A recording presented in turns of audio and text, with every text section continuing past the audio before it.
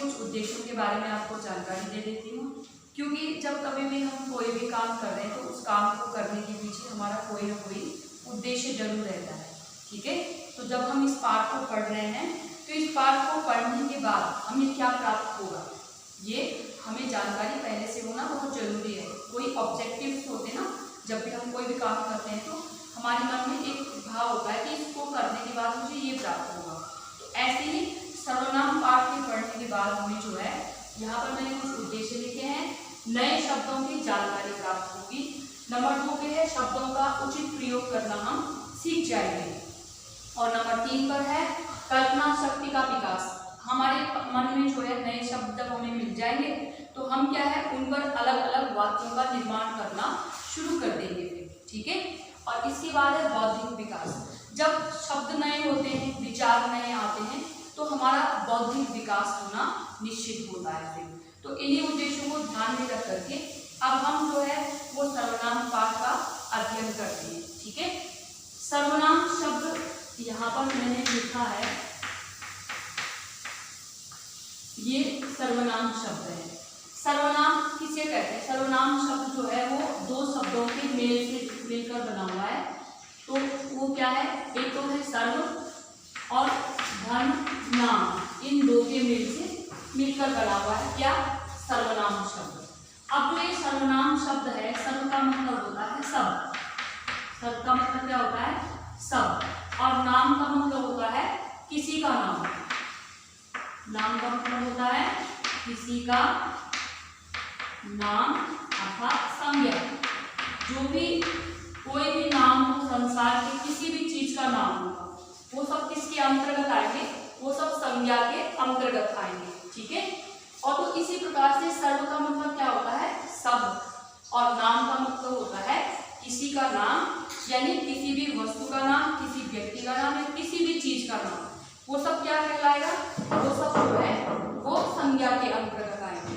तो अब हम इसको ही ध्यान में रख करके इसकी जो परिभाषा है वो मैं आपको बताऊंगी कि जो संज्ञा होती है, जो संज्ञा शब्द होते हैं, जब उनका हम डायरेक्ट प्रयोग नहीं करते हैं, उनका हम सीधे सीधे उनके बारे में नहीं कहते हैं, बल्कि उन शब्दों के लिए यानी संज्ञा शब्दों के लिए हम किसी अन्य शब्द का प्रयोग करते हैं, तो वहां पर ही जो है वो सर्वनाम शब्द कहलाते हैं। तो इसकी जो परिभाषा होगी क्या बनेगी, फिर परिभाषा हम इस प्रकार से लिखेंगे कि संज्ञा के स्थान पर, संज्ञा के स्थान पर प्रयोग किए जाने वाले शब्दों को प्रयोग किए जाने वाले शब्दों को क्या कहते हैं, सर्वनाम कहते हैं। सर्वनाम कहते हैं। अब आप देखिए कि हमने यहाँ पर क्या लिखा हुआ है कि संज्ञा के स्थान पर प्रयोग किए जाने वाले शब्दों को क्या कहते हैं, सर्वनाम कहते हैं। अब सर्वनाम कैसे समझेंगे हम, जैसे कि आप सभी विद्यार्थी कक्षा में बैठे हुए हो और हम क्या कह रहे हैं, मान लीजिए जाए आपकी क्लास में जो है वो 25 स्टूडेंट्स है, 25 विद्यार्थी हैं, उनमें से जो है आज जो है वो भीम नाम का जो बच्चा है, उसका नाम भीम है, वो बच्चा जो है वो स्कूल में नहीं आया है। तो जब कभी भी कक्षा अध्यापिका कक्षा में आती है और कहती है, जो उसके पास में बैठता है जो बच्चा मोहन, उससे कहती है मोहन भीम कहाँ है, तो मोहन क्या कहता है कि मैम वह घर पर ही है, वह आज नहीं आया है। तो मोहन ने भीम के लिए किस शब्द का प्रयोग किया, वह। फिर अध्यापिका पूछती है क्या हो गया है उसे भीम शब्द का प्रयोग दोबारा नहीं किया। अगर हर बार हम भीम शब्द का प्रयोग करेंगे, किसी का नाम लेकर उसको बार बार उसका प्रयोग करेंगे, तो बोलचाल के दृष्टिकोण से यानी जो बातचीत करने का जो तरीका होता है, उस तरीके के अंतर्गत वो सही नहीं माना जाता है। बार बार किसी का नाम नहीं लिया जाता है। इसीलिए संज्ञा के स्थान पर जो है किन शब्दों का प्रयोग होता है, सर्वनाम शब्दों का जब हम प्रयोग करते हैं, जो अन्य शब्दों का जब हम प्रयोग करते हैं तो वो शब्द क्या कहलाते हैं, सर्वनाम शब्द कहलाते हैं। तो फिर जैसे अध्यापिका ने पूछा मोहन से कि उसे क्या हो गया है, तो मोहन ने क्या जवाब दिया भीम के बारे में कि मैम वह आज दिल्ली जा रखा है। ठीक है, वह आज दिल्ली जा रखा है, तो वह शब्द का प्रयोग हुआ। तो इसलिए क्या है, जो हम यहाँ पर एक उदाहरण मैं आपको दे रही हूँ उससे आपको बिल्कुल क्लियर हो जाएगा। देखो बच्चों, उदाहरण क्या लिखा है मैंने यहाँ पे, उदाहरण पहले हमने लिखा यहाँ पे राम। ठीक है, राम दिल्ली जा रहा है, दिल्ली जा रहा है। ठीक है, लेकिन जो ये शब्द है यहाँ, ये क्या है, यहाँ पर जो है ये संज्ञा शब्द है। क्या शब्द है ये, संज्ञा शब्द है। हम क्या कह रहे हैं यहाँ पे कि संज्ञा के स्थान पर प्रयोग किए जाने वाले शब्दों को क्या कहते हैं, सर्वनाम शब्द कहते हैं। तो जब हम इसके स्थान पर हम कहेंगे वह, क्या कहा हमने, वह दिल्ली जा रहा है। अब आप देखिए कि इस संज्ञा शब्द के स्थान पर मैंने यह वह शब्द का प्रयोग कर दिया, तो यह जो वह शब्द है, यह शब्द क्या है, सर्वनाम शब्द है। यह क्या शब्द है, ये सर्वनाम शब्द है। तो इसीलिए जो हमारी परिभाषा है वो यहाँ पर बिल्कुल क्लियर हो जाती है कि संज्ञा के स्थान पर प्रयोग किए जाने वाले शब्दों को ही क्या कहते हैं, सर्वनाम कहते हैं। ठीक है, इसी प्रकार से जो है इसके अंतर्गत बहुत सारे शब्द आते हैं, जैसे मैं, हम, तुम, वह, वे, उसे, उनका, उन्होंने, तुम, तुम्हारा, तुम्हें, बहुत सारे शब्द हैं इसके, कुछ, कोई, है ना, क्यों, कब, कैसे, कहाँ, ये सारे शब्दों का प्रयोग हम जो है वो सर्वनाम शब्द इस पाठ के सर्वनाम शब्द के अंतर्गत करेंगे। और ये सभी शब्द जो है वो सर्वनाम शब्द हैं। अब ये कब कैसे प्रयोग करेंगे, हम मन में प्रश्न उठ रहा होगा, वो हम तब प्रयोग करेंगे जब मैं आपको सर्वनाम शब्दों के कितने प्रकार होते हैं वो बताऊंगी। तो प्यारे बच्चों, सर्वनाम की जो है वो मुख्य रूप से 6 भेद होते हैं। कितने भेद होते हैं, 6 भेद, सर्वनाम के भेद। ठीक है, तो प्यारे बच्चों, सर्वनाम के जो भेद होते हैं वो कितने भेद होते हैं, 6 भेद होते हैं। सर्वनाम के कितने भेद होते हैं, 6 भेद होते हैं। यहाँ पर जो है मैं लिखूंगी, सबसे पहले नंबर पर है पुरुषवाचक सर्वनाम। क्या है, पुरुषवाचक सर्वनाम। दूसरे नंबर पे आता है, दूसरे नंबर पे है निश्चयवाचक सर्वनाम, निश्चयवाचक सर्वनाम। और तीसरे नंबर पर है अनिश्चयवाचक सर्वनाम, अनिश्चयवाचक सर्वनाम। चौथे नंबर पर है संबंधवाचक, संबंधवाचक। चौथे नंबर पर क्या है, संबंधवाचक सर्वनाम। इसके अगला जो है 5वें नंबर पे है प्रश्नवाचक सर्वनाम, प्रश्नवाचक, प्रश्नवाचक सर्वनाम। और अंतिम जो भेद है सर्वनाम का वो कौन सा है, 6 नंबर पर है निजवाचक सर्वनाम,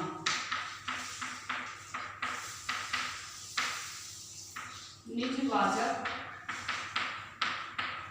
सर्वनाम। अब आप देखिए कि यहाँ पे क्या लिखा गया है, पुरुषवाचक सर्वनाम जो है वो सबसे पहला भेद है।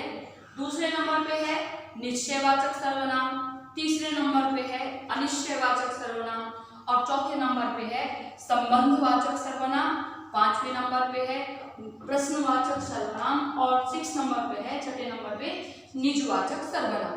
अब देखिए हमें क्या करना है, इस सर्वनाम शब्दों का जो प्रयोग होता है, यानी जितने भी सारे सर्वनाम शब्द हैं वो सभी शब्द जो है इन 6 के 6 भेदों के अंतर्गत यानी प्रकारों के अंतर्गत प्रयोग किए जाते हैं। अब वो कैसे प्रयोग किए जाते हैं उनके बारे में आपको विस्तार से मैं बता रही हूँ।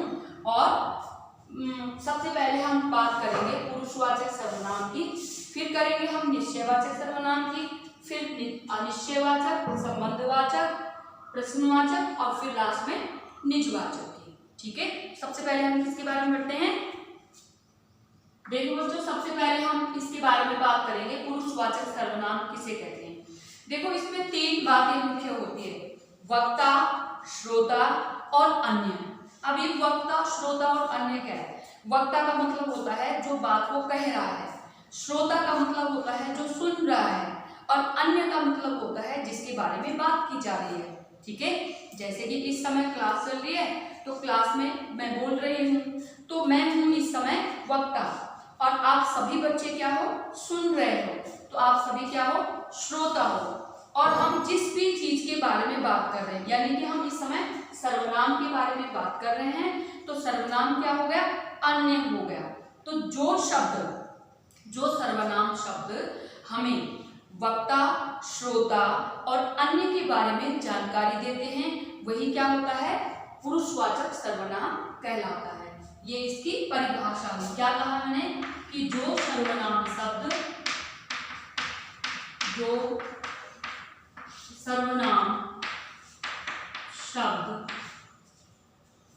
हमें वक्ता,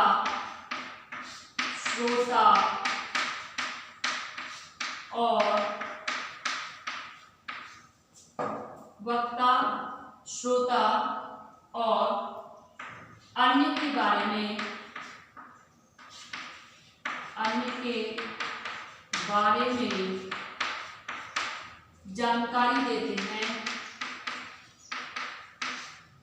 जानकारी देते हैं पुरुषवाचक सर्वनाम कहलाते हैं। पुरुषवाचक सर्वनाम कहलाते हैं।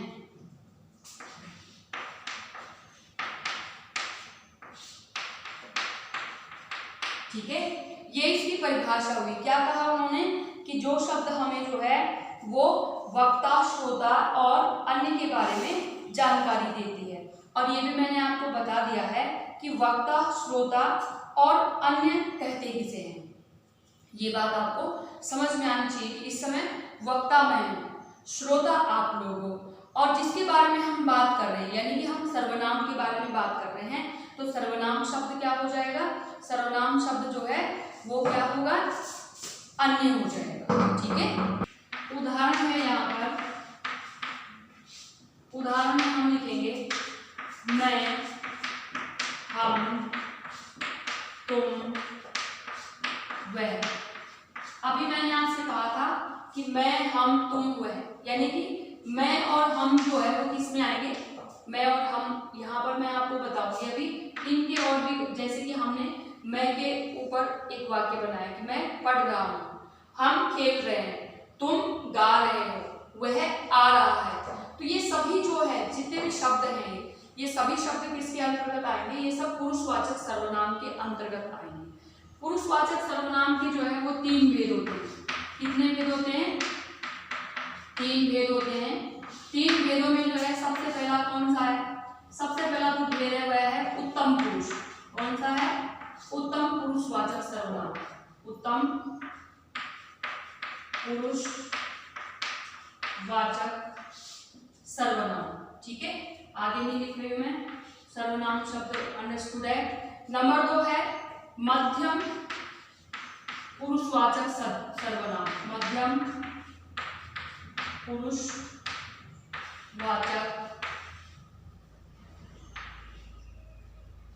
सर्वनाम। ठीक है, तीसरे नंबर पे आती है बात हमारी अन्य पुरुषवाचक सर्वनाम, अन्य पुरुषवाचक सर्वनाम। ठीक है, यहाँ पर भी लिख सकते हैं हम, क्योंकि आगे मैं इससे आपको उदाहरण दूंगी। तो यहाँ पर क्या लिखा है कि उत्तम पुरुषवाचक सर्वनाम, मध्यम पुरुषवाचक सर्वनाम और अन्य पुरुषवाचक सर्वनाम जो है इसके 3 भेद है। किसके भेद है? ये पुरुषवाचक सर्वनाम के। और पुरुषवाचक सर्वनाम में हमें मुख्य बात क्या रखनी है यार, कि जो सर्वनाम शब्द हमें वक्ता, श्रोता और अन्य के बारे में बात कराते हैं। वक्ता कौन है? जो बोलने वाला है। श्रोता कौन है? जो सुनने वाला है। और अन्य कौन है? जिसके बारे में बात की जा रही है। ठीक है, तो यहाँ पर जो है 3 भेद क्या है? उत्तम पुरुषवाचक सर्वनाम, मध्यम पुरुषवाचक सर्वनाम और अन्य पुरुषवाचक सर्वनाम। अब आप ये देखिए कि उत्तम पुरुषवाचक सर्वनाम किसे कहते हैं?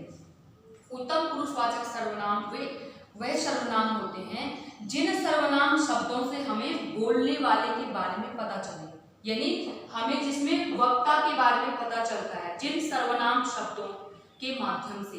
इसकी जो डेफिनेशन होगी, उसकी जो परिभाषा होगी वो क्या होगी कि जिन सर्वनाम शब्दों से हमें वक्ता के बारे में जानकारी प्राप्त होती है वो क्या कहलाते हैं? उत्तम पुरुषवाचक सर्वनाम कहलाते हैं। अब इसके अंतर्गत कौन से शब्द आएंगे? ये सभी शब्द आएंगे मैं, मेरा, मुझे,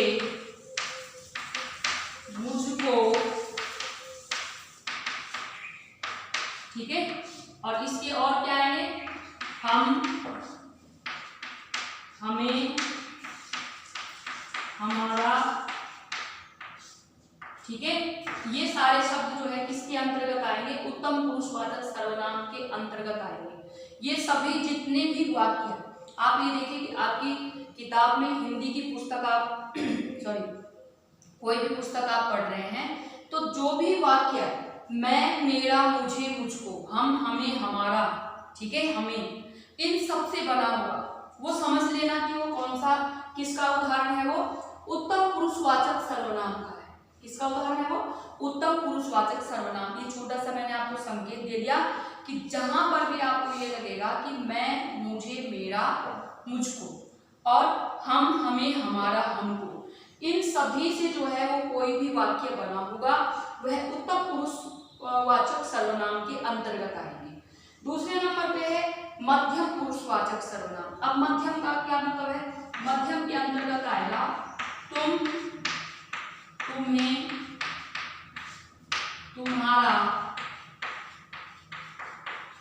ठीक है, तुम, तुम्हें, तुम्हारा। और इसके और क्या आएगा? आप और आपका, आपको। ये सभी जो है किसमें आएंगे? मध्यम पुरुषवाचक सर्वनाम के अंतर्गत आएंगे। अब मध्यम पुरुषवाचक की जो परिभाषा होगी कैसे होगी कि वे सर्वनाम शब्द जो हमें श्रोता के बारे में जानकारी देते हैं। वे सर्वनाम शब्द जो हमें श्रोता के बारे में यानी सुनने वाले के बारे में जानकारी देते हैं, वे क्या कहलाते हैं? मध्यम पुरुषवाचक सर्वनाम कहलाते हैं। और इसके पहचान क्या है? तुम, तुम्हें, तुम्हारा और क्या है? आप, आपको, आपका। ये सभी शब्द जिस भी वाक्य में आएंगे समझ लेना कि वहां पर क्या होगा? मध्यम पुरुषवाचक सर्वनाम कहलाएगा वह वाक्य। तीसरे नंबर पे बात आई अन्य पुरुषवाचक। अन्य पुरुषवाचक में क्या है? अन्य पुरुषवाचक में है वह, उसे, उसका, वे, उन्हें, उनका। अब आप देखिए कि ये सरल सी बातें हैं और ये सीखने का ढंग भी है बेटा। सीखने का ढंग कैसे है? जब हमें यही पता चल जाए कि जो भी शब्द हैं, जो भी शब्द यहाँ पर लिख रहे हैं वो सभी शब्द क्या है? एक तो पहली बात है वो सभी शब्द सर्वनाम शब्द हैं। दूसरी चीज, अगर हमें और गहराई से जानकारी लेनी है कि वो किसके अंतर्गत आते हैं, तो हमें क्या है? वह, उसे, उसका, वे, उन्हें, उनका या उन्होंने। ठीक है, तो वे शब्द जो है किसके अंतर्गत आएंगे? अन्य पुरुषवाचक सर्वनाम के अंतर्गत आएंगे। ठीक है, अब इसकी जो परिभाषा होगी वो क्या होगी? इसकी परिभाषा यही होगी कि वे सर्वनाम शब्द यानी ये सभी शब्द हम किसके बारे में बात करें? इन सभी के बारे में बात करें कि वे सर्वनाम शब्द जो अन्य पुरुषवाचक, अन्य के बारे में जो पढ़ाया जा रहा है, जो समझाया जा रहा है, अन्य के बारे में हमें जानकारी देते हैं, वह क्या कहलाते हैं? अन्य पुरुषवाचक शब्द कहलाते हैं। ठीक है, इसके बाद मैं आपको सर्वनाम का दूसरा भेद समझाती हूँ, जिसका नाम क्या है? जिसका नाम है निश्चयवाचक सर्वनाम। ठीक है प्यारे बच्चों, अभी जो है मुझे ऐसा लगता है कि ये क्लास हमारी बहुत ज़्यादा लंबी चल रही है, तो ऐसा करती हूँ कि अभी आप आज की क्लास हम यहीं पर मैं फिनिश करती हूँ, यहीं पर समाप्त करती हूँ। और जो अनिश्चित वाचक, निश्चयवाचक, अनिश्चयवाचक, निजवाचक, संबंधवाचक और प्रश्नवाचक है, इन सभी भेदों की जानकारी मैं आपको अपने अगले वीडियो में दूंगी। तब तक के लिए धन्यवाद। जय हिंद।